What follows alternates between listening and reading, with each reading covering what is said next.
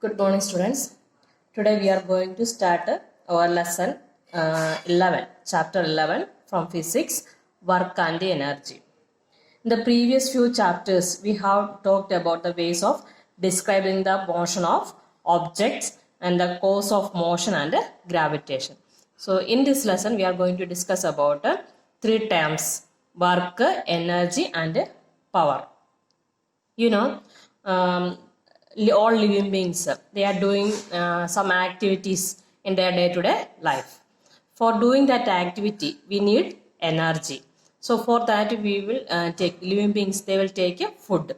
From the food, we will get energy to do the work. And if you consider machine, so for doing the activity, that machine need fuels. So from the fuel, that machine or engine, that will get energy. Okay. So these two terms, work and energy, these are related to each other. And one more term also there, that is power. Work, energy, power. These three terms are related to each other. So in this lesson, we are going to discuss about these terms. First, we can discuss about work. And before for discussion of that work, we can consider some activities which we are doing in our day-to-day life. So some of the activities are given: reading books, drawing diagrams, discusses problems, attending classes, watching movie. For doing all these activities, we need energy. Otherwise, if you are not taking food, after sometimes we feel tired, no? So we need energy to do this work. But scientifically, and when we are doing this all activities, we are saying we are doing hard work for studying the lesson or reading the books, drawing the diagrams. For these all activities, we are doing work. But scientifically, we can't say that we are doing work. Okay. So for doing work, some important things are there, so that we can see. And before that, one more thing. Here see, carrying loads on head.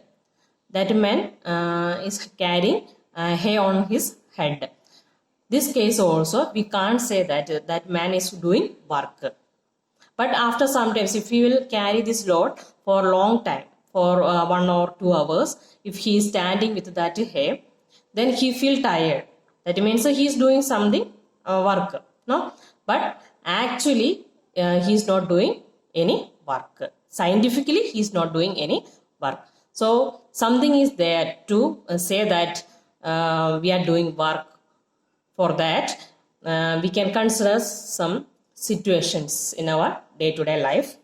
So that is scientific conception of work. What is scientific conception of work? We can see.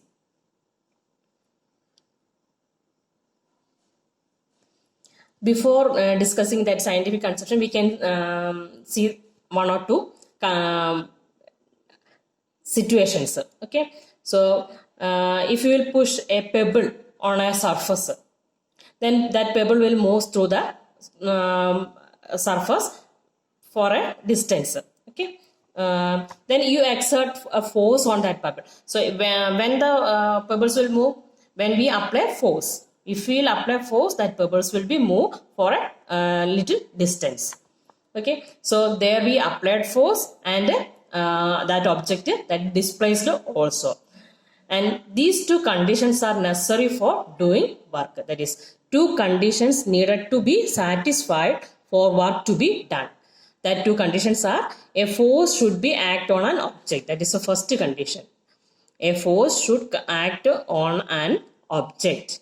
And second condition, the object must be displaced.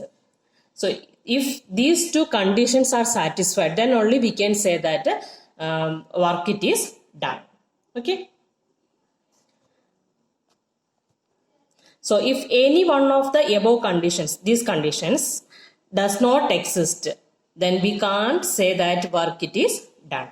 Then we can say that work is not done. Okay. Any one of these conditions is absent, then we can say that work is not done.